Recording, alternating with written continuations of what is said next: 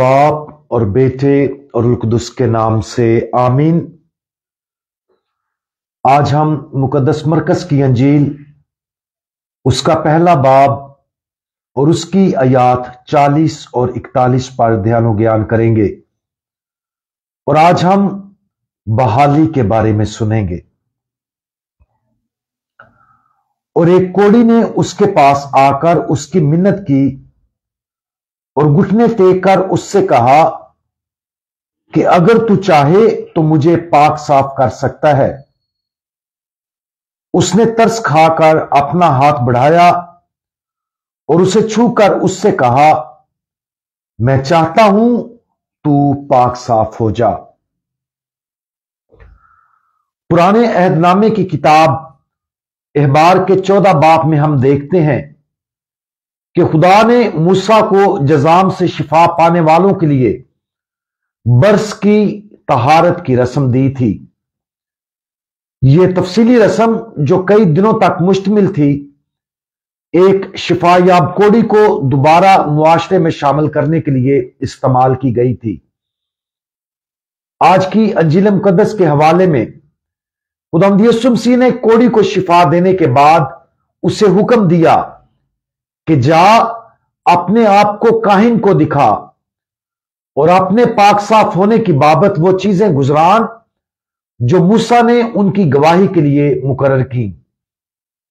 इस तरह खुदावंद यीशु मसीह ने ना सिर्फ उस आदमी को शिफा दी बल्कि उसे हदायत की कि वो बहाल होने और मुआशरे में हिस्सा बनने के लिए तैयार है। उस जमाने में जजाम एक खौफनाक और खतरनाक बीमारी थी।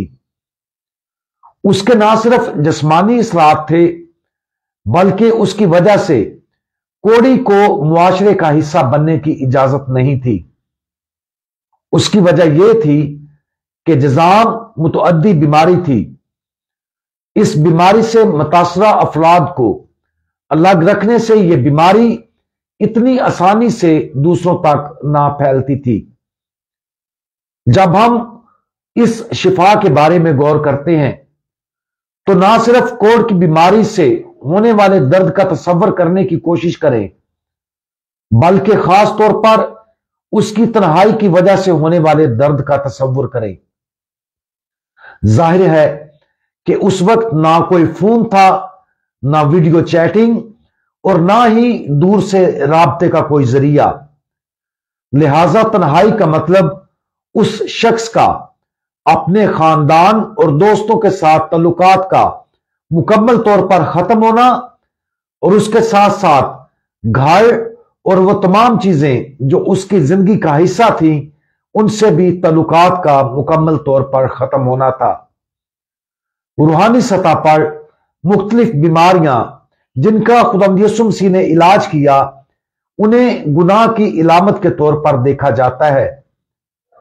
जजाम के मामले में हमें इस बीमारी को फानी गुनाह के इसरात की इलामत के तौर पर देखना चाहिए और फानी गुनाह जब तक कि ये खुदा की बख्शिश और रहमत से ठीक ना हो जाए एक शख्स को फजल की जिंदगी से मुकम्मल तौर पर अलग कर देने का असर रखता है।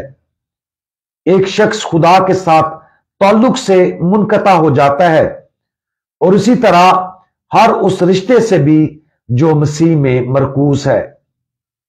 जब कोई गुनाह करता है और उस गुनाह की हालत में रहता है तो वह शख्स सच्ची मोहब्बत के काबिल नहीं रहता क्योंकि उसकी जिंदगी से तमाम फजाइल खत्म हो जाते हैं। इसलिए उसके रिश्ते खुदगर्जाना, मतलबी और नापाक हो जाते हैं। उन लोगों के लिए जो फानी गुनाह में गिर गए हैं यह कोढ़ी उस गुनाह से निकलने के रास्ते की अलामत है। सबसे पहले वो यस्सु के पास आया और उसके सामने घुटने टेक दिए। उसने ये तस्लीम करते हुए अपने आप को खुदावंद यीशु मसीह के सामने आजिज किया कि यस्सु के पास उसकी बीमारी का इलाज और जवाब था। उसके बाद उसने यस्सु से मदद की दरख्वास्त की, लेकिन जिस तरह से उसने यस्सु की मन्नत की वो भी जाहिर कर रहा है उसने शिफायाबी का यह मुतालबा नहीं किया बल्कि इसकी बजाय सिर्फ उस हकीकत पर अपने ईमान का दावा किया कि यीशु उसे शिफा दे सकता है, और फिर वो इत्माद और उम्मीद के साथ वहीं झुक गया। जब हम संगीन गुनाह के साथ जद्दोजहद करते हैं तो यह कोड़ी हमें अपने खुदावंद की तरफ रुजू करने का बेहतरीन तरीका सिखाता है।